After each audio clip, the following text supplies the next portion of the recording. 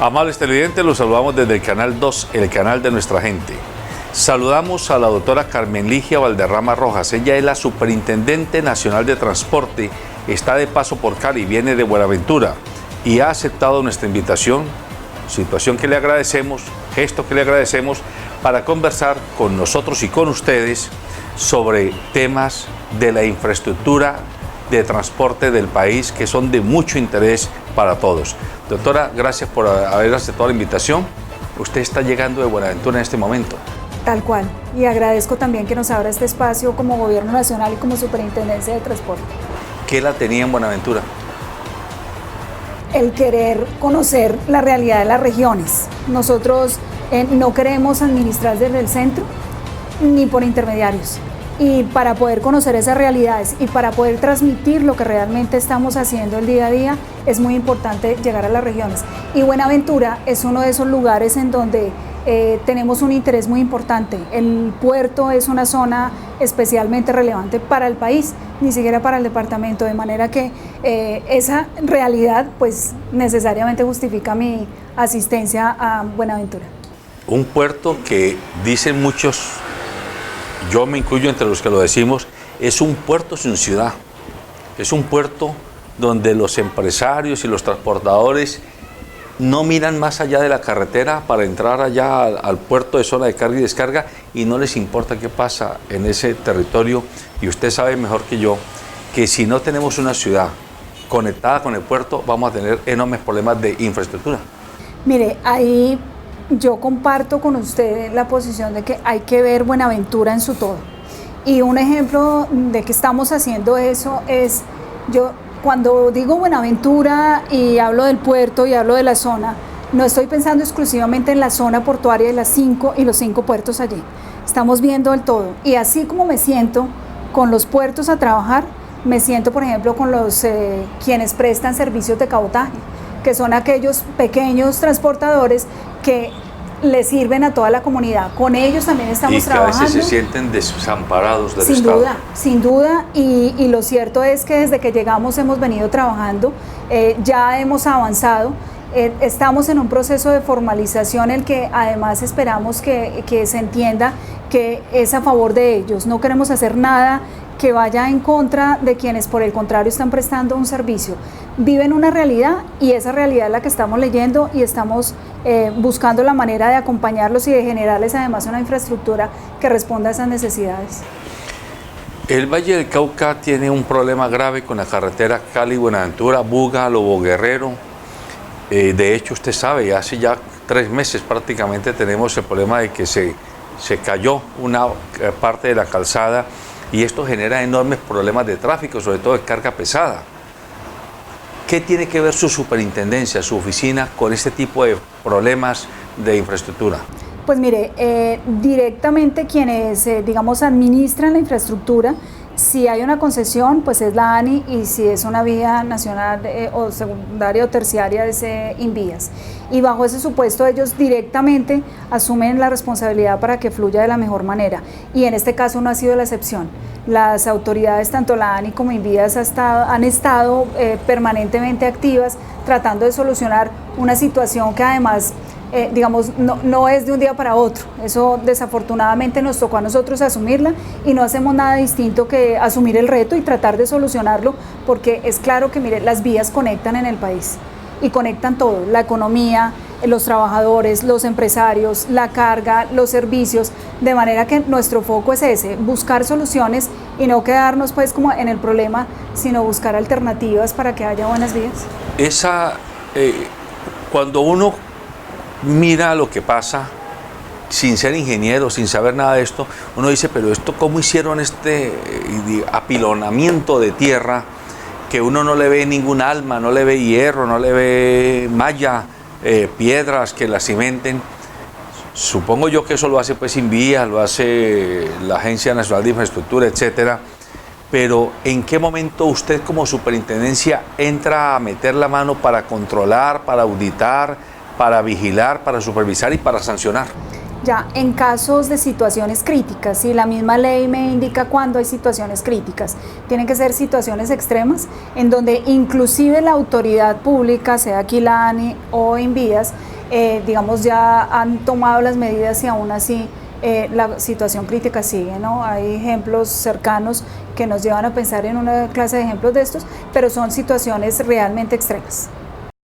O sea que la superintendencia no puede entrar de oficio a intervenir, en este caso, por ejemplo, de la calzada Buenaventura, hasta que la ANI no haga su trabajo o Invías. Claro, ese es, digamos, ese es el foco de la supervisión y no se trata de generar, digamos, trabas, sino de permitir que justamente dentro de la actividad contractual, sea la concesión o sea directa desde la Invías, y dentro del ejercicio de sus funciones, ellos puedan desarrollarla de la mejor manera.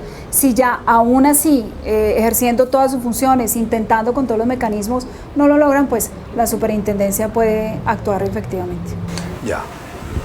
Bueno, nosotros aprovechamos que estamos hablando con la doctora Carmen porque ella es la Superintendente Nacional de Transporte y estoy seguro que la inmensa mayoría de colombianos, cuando nos hablan de una superintendencia, intuimos es un organismo de supervisión, es un organismo de auditoría, es un organismo que de alguna forma nos ayuda a cuidar nuestros intereses como ciudadanos y como contribuyentes para que las cosas se hagan bien en cada una de las carteras. Por eso yo quiero tomar varios ejemplos o varios casos que hoy tenemos en el país. El siguiente es la ruta a Villavicencio, la carretera al llano. Ese también ha sido un dolor de cabeza, ese dolor de cabeza es de hace 20 o 30 años, porque cada tiempo se cae la bancada o hay derrumbes, etcétera. Allí, ¿cuál es el papel de la superintendencia? Porque uno dice, pero si esta carretera en el año 2 o 3 veces tiene problemas, ¿por qué no le cambian el trazado? ¿Por qué no hacen algo definitivo? ¿Y hasta dónde la superintendencia tiene dientes para forzar al ministerio o a Invías o a la Agencia Nacional de Infraestructura a que proceda? Mire, nosotros ahí actuamos de la misma manera como he venido comentándole de forma coherente. Tenemos que verificar, podemos supervisar efectivamente la infraestructura del país y las concesiones, pero nosotros supervisamos en la medida en que va fluyendo el contrato, hacemos la vigilancia, la supervisión, que es preventiva. Cuando ya el sistema colapsa por algún motivo, cuando de verdad se sale de control por razones no justificadas, en nosotros entramos. En este caso hay una razón perfectamente clara y es, hay una situación climatológica que se salió de cualquier medida.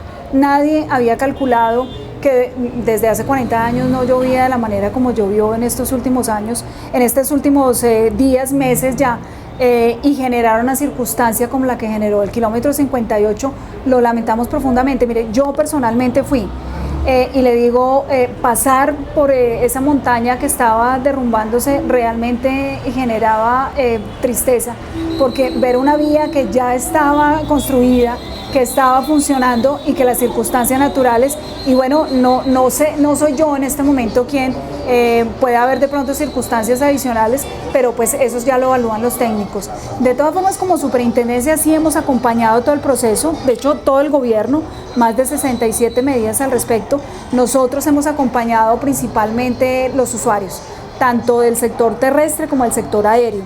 En terrestre acompañando los terminales de transporte, informando, indicando, y por ejemplo somos los que coordinamos la exención que se le ha dado de hasta en un 50% a los transportadores intermunicipales, a los buses que transportan las personas. Cuando ellos se acercan al terminal de transporte, pagan su tasa de uso para poder salir del terminal, ellos reciben su tiquetera y eso permite que en cada peaje puedan ir entregando los tiquetes y les reducen hasta en un 50% los peajes. En carga está pasando lo mismo. En el sector aéreo, mire, una cifra muy interesante.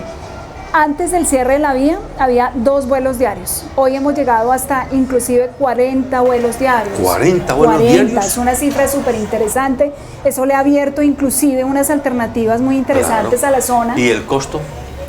Hay de todo, porque la mejor alternativa es que entre más oferta haya, claro, más variedad hay. Claro, mire, hay tiquetes desde 100.000 pesos hasta 900.000 pesos. Entonces, claro, ahí ya entra a jugar la anticipación con la que compré, si ya el vuelo está lleno, si es para el mismo día. pero la diversidad es enorme y eso es una gran fortaleza. El mismo gobierno levantó el pago de los impuestos, por ejemplo, en los aeropuertos, lo que hace que ayude a que pues bajen un poco más los precios, de manera que actuar ¿Y lo qué hemos hecho. aerolíneas están haciendo ese cubrimiento? Mire, está EasyJet, está Satena, está Avianca y está entrando Wingo también a prestar el servicio. Wingo. LATAM no está ahí.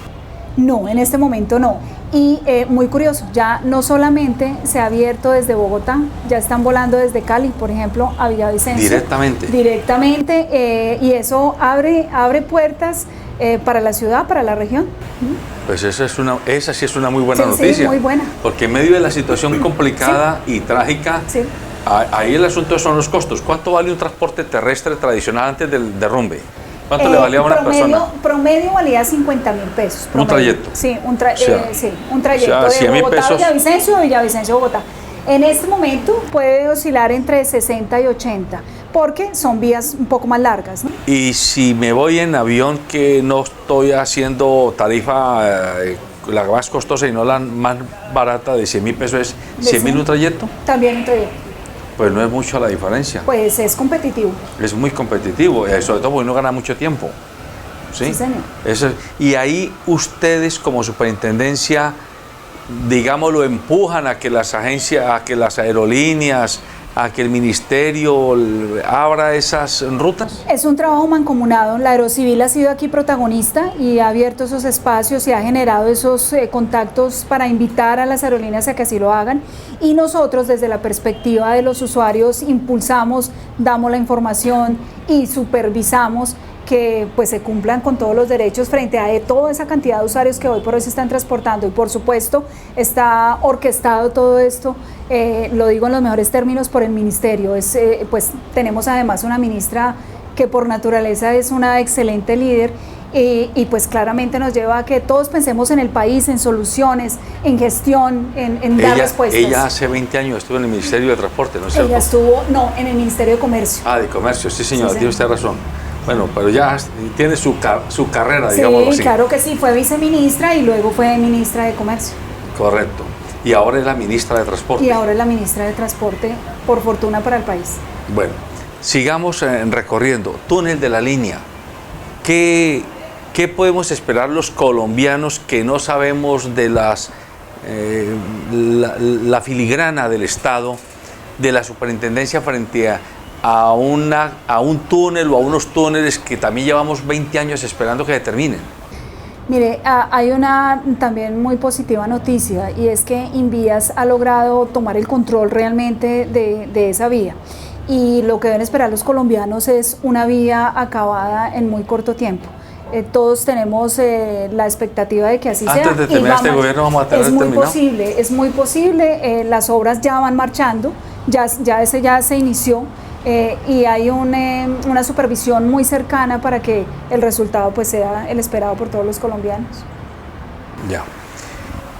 En el norte del país, mirando la malla vial, digámoslo, el norte del país sí tiene la famosa Ruta del Sol, ya vamos a hablar de ello, pero cuando uno mira el mapa del norte del país, tiene enormes problemas de conectividad entre la malla principal y las mallas de vías secundarias y terciarias. También pasa por acá, pero mucho menos. ¿Qué hace la superintendencia para, de acuerdo con el ministerio, con las diversas instancias, empujar a que los ojos del Estado se focalicen allí donde más necesitamos conectar a los colombianos? Sí. Mire, hay muchas necesidades en el país en materia de transporte en general y a todo estamos intentando supervisar. Me hace traer en cuento una de las campañas más bonitas que hemos realizado, y digo bonita sobre todo por el resultado, que fue la campaña Z, y fue pensando desde los usuarios, desde los que usamos las vías. Escogimos 44 de 58 concesiones en el país, 44 no de manera caprichosa, verificamos cuáles tenían los puntos de mayor accidentalidad y por eso surgieron 44. De esas 44 hicimos visitas a todas y no las hicimos solo a la superintendencia. Se trabajó con la interventoría de la propia concesión, con la concesión y pues por supuesto con los técnicos de la superintendencia. Ahí, mire, encontramos más de 1000 hallazgos. Más de 1000 hallazgos son más de 1000 inobservancias de toda índole, en la vía, en señalización. El mecanismo que utilizamos fue el de prevención. Eso implica que una vez nosotros obtenemos los hallazgos, inmediatamente reportamos a cada concesión y le damos un traslado para que nos respondan cómo van a solucionar ese tema. Ahí ellos responden: o ya lo solucioné o lo voy a solucionar con un plan de mejoramiento. Y cuando nosotros recibimos eso, volvemos a hacer visitas en las mismas concesiones, verificamos que efectivamente sí lo hayan arreglado o le hacemos seguimiento al plan de mejoramiento. A hoy yo le puedo reportar a Colombia que el 91% de esos hallazgos fueron superados. Solamente el 9% restante no se hizo. Hubo solamente 2 concesiones de las 44 a las cuales ya pues definitivamente les tuvimos que iniciar investigación porque no respondieron a esas necesidades que requiere el país, y es tener unas vías óptimas. De manera que la idea es supervisar además de manera inteligente.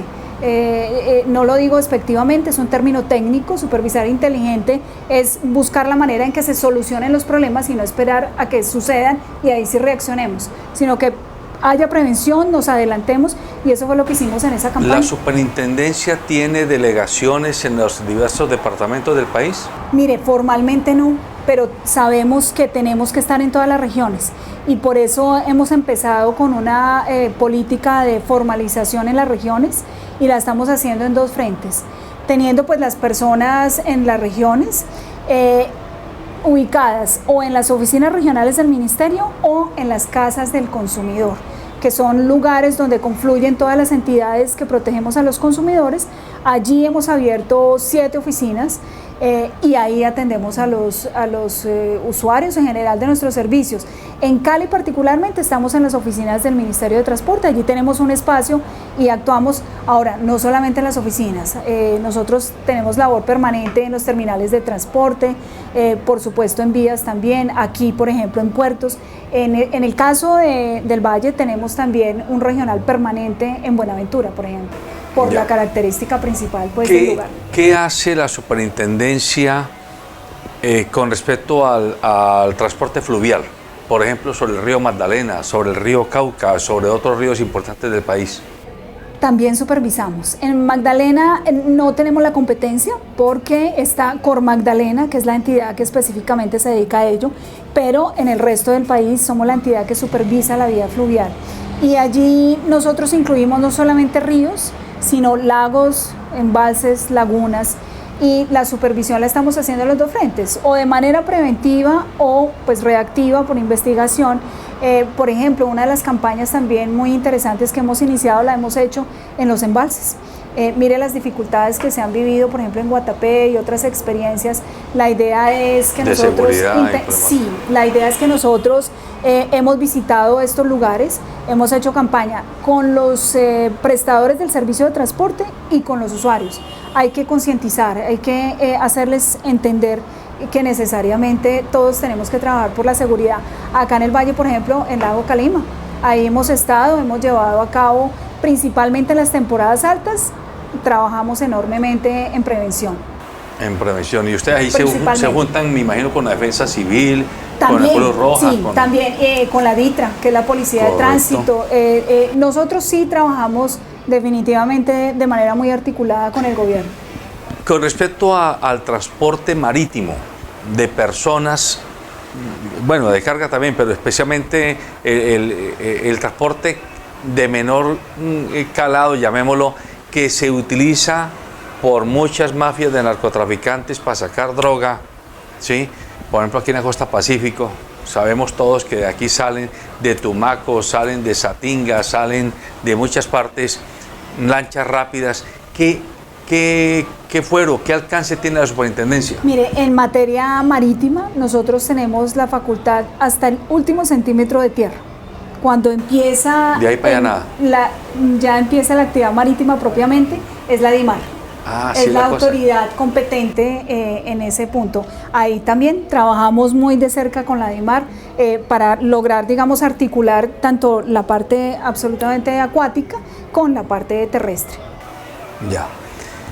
Colombia es un país que hasta los años 70 tuvo más o menos una red ferroviaria digo más o menos, funcionaba en algunas partes del país, pero ya prácticamente nos quedamos sin red ferroviaria. Y yo sé que ese no es su papel, porque usted no es la ministra, pero bueno, está cerca y conoce muy próximamente este tema. ¿Qué podemos esperar como país de la apuesta por la red ferroviaria en los próximos años? Usted tocó uno de los temas, especiales en este gobierno, y es querer reactivar la línea férrea. Y ya en este punto, inclusive, el Expreso del Sol, por ejemplo. Yo en este momento además le puedo decir con satisfacción, ya no es solo un querer, ya empezamos a trabajar en ello. Y ya, por ejemplo, la ruta por La Dorada hasta el Magdalena ya se ha reactivado. En este momento está circulando café por esa vía férrea y la idea es pues cada vez reactivarlo más. Definitivamente es uno de los objetivos que hay. En la medida en que entendamos que el transporte es conectar de manera logística, tenemos que conectar todos los transportes. Y multimodal, exactamente. Multimodal e intermodal, cualquiera de las dos. Lo importante es que se crucen, que entendamos que si el transporte de carga fluye bien hacia un puerto y el puerto funciona bien, pues todo fluye mejor, que si hay un nodo logístico donde confluyan diferentes modos de transporte, es el mundo ideal, es darle respuestas a los exportadores, a los importadores, a los que trasladan su mercancía. Muchos empresarios que son empresarios del común tienen, yo me incluyo entre los que tenemos esta interpretación, la inquietud de por qué se acabó el transporte ferroviario en el país y se privilegió el transporte de camión, de tractomula, el transporte de carretera. ¿Es porque hay mucha presión política de poderes económicos que están en el sector del transporte de carretera o hay otras razones?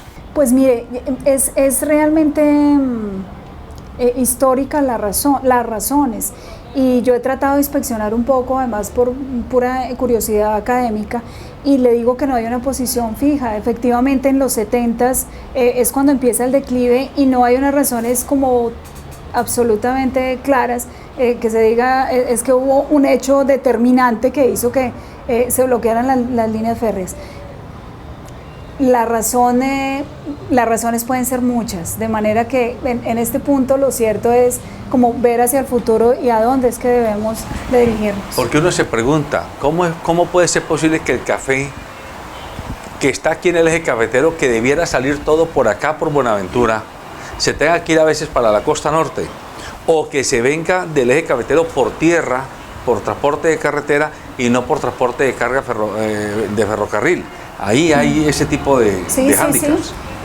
Claro, pero son oportunidades, justamente. Esas debilidades terminan siendo oportunidades para ver qué puede haber alternativas. O sea, usted nos da un parte de que en este gobierno hay una apuesta seria por trabajar en la red férrea. Sin duda alguna, se está ya trabajando en él.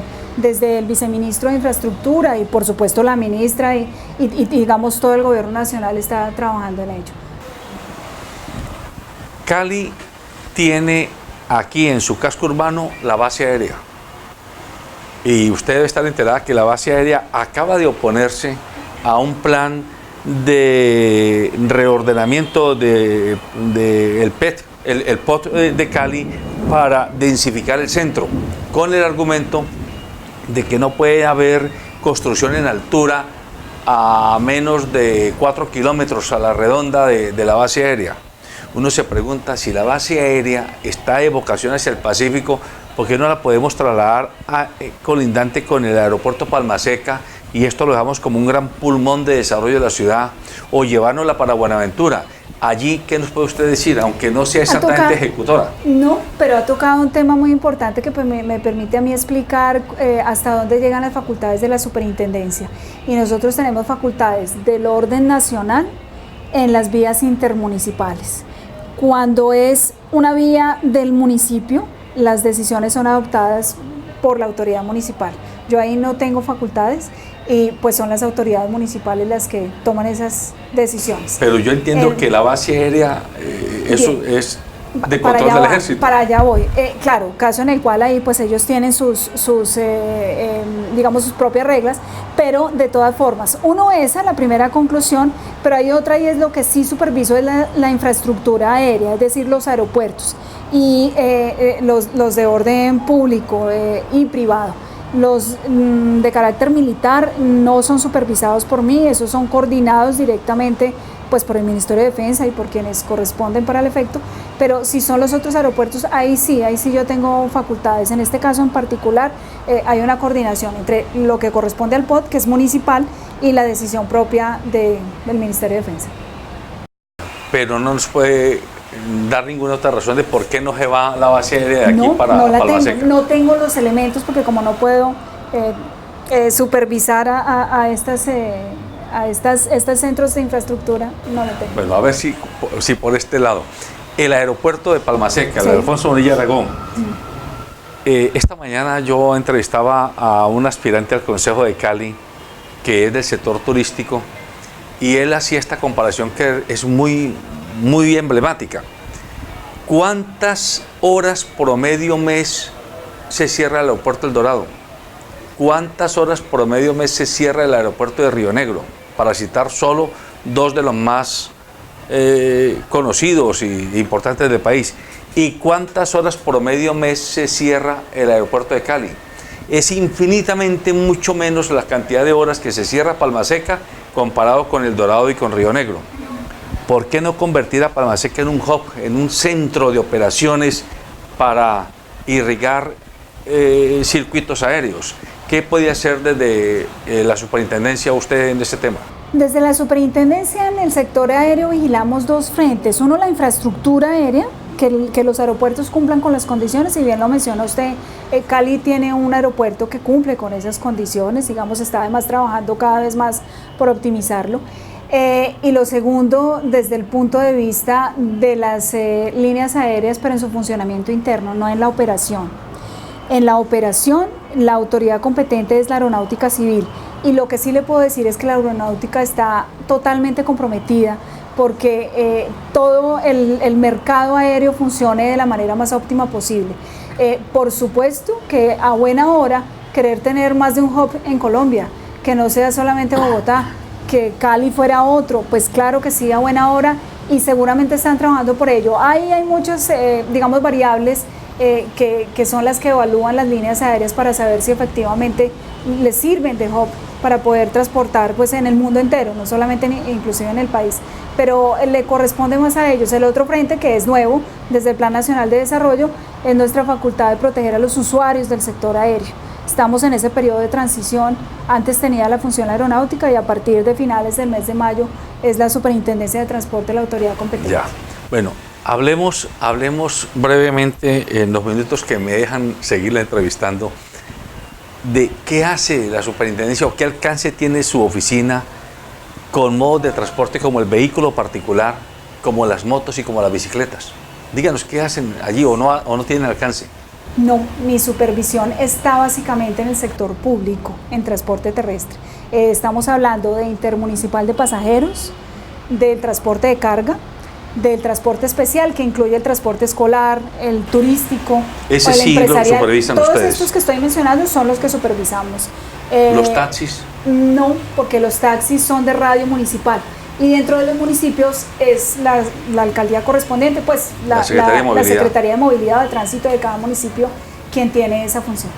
Ya. Yo dejé para el final un tema muy espinoso, porque a usted le está tocando esa papa caliente, ¿sí? Y es la Ruta del Sol 2. Y entiendo que es usted mismo ya me lo dijo por fuera de cámaras, es usted la que firmó el acta de liquidación de la sociedad Ruta del Sol 2 S.A. Esto ha generado mucha inquietud en el país. Yo la tengo y la tienen muchos de nuestros televidentes e internautas. ¿Por qué liquidar una sociedad que está comprometida con un enorme desfalco al erario público y ahora comprometer recursos del país para pagarle a los socios de esa concesionaria y a los bancos que le habían prestado plata a esa concesionaria? Dice uno, ¿por qué no le declararon caducidad a ese contrato para que el Estado no hubiera tenido este tipo de obligaciones? ¿Por qué liquidación? Explíquenos esto de la manera más pedagógica posible. Trataré de hacerlo porque es complejo, pero ha puesto un tema de la mayor relevancia para todos los colombianos. Y yo creo que además la duda de los colombianos es muy legítima. porque todos sentimos que esa ruta del sol es como de todos, es la columna que atraviesa el país. De manera que ahí me permito explicarle, mire, cuando en el 2016 empieza, digamos, las dudas importantes respecto a los socios de la Sociedad Ruta del Sol SAS, que es la Ruta del Sol 2, la vía que va desde Cundinamarca hasta Cesar, en el mes de febrero del año 2017, el Estado colombiano, el gobierno colombiano, toma la decisión de dar por terminado de común acuerdo el contrato. Es decir, la ANI con la sociedad dan por terminado el contrato.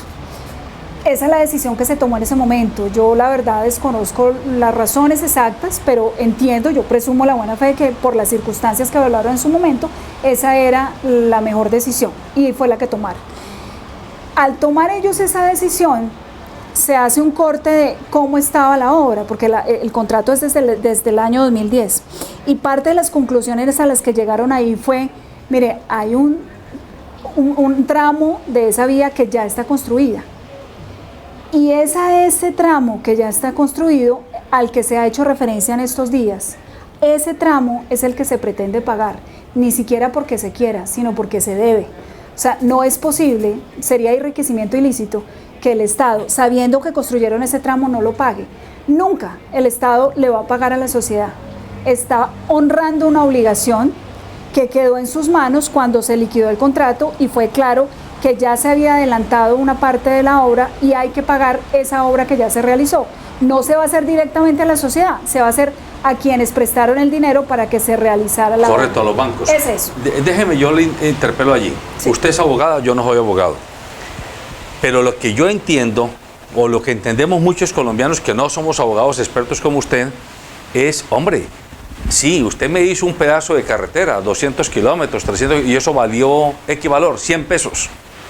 Pero es que también usted, concesionaria, se prestó a hacer unos negocios que fueron indebidos, que fueron irregulares, que fueron delitos penales, donde la plata que yo le debo a usted, por otro lado, se me la llevaron a mí, que soy el Estado. ¿No se podría hacer una especie de, ¿cómo se llama?, de cruce, para que, bueno, yo te debo 100, pero tú me debes 100, o tú me debes, yo te debo 100 y tú me debes 120, o yo 80 y tú 100? Mire, hay unas reglas muy claras bajo el principio de legalidad, que es además el que tenemos claro que nos rige en este gobierno. Y nosotros no podemos saltarnos esos procesos y esas ritualidades que hay para poder ejercer nuestros derechos.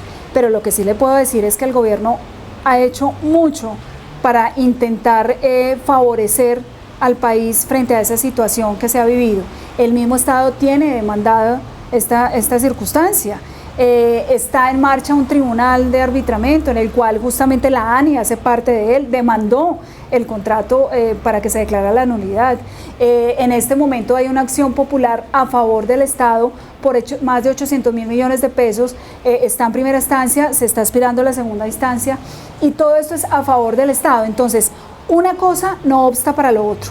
Hay que honrar una obligación que se adquirió cuando se liquidó el contrato, un acuerdo de terminación que no fue tomado por nosotros como gobierno actual, fue, por eso les digo, en febrero del año 2017, y además, si no se hace ese pago, aquí siguen corriendo los intereses, pero eso es una circunstancia distinta, quería explicarlo así porque esto es en relación con el acuerdo, y otra cosa distinta es qué pasa con la sociedad que había contratado la Ruta del Sol 2, que ya ahí es donde viene mi decisión.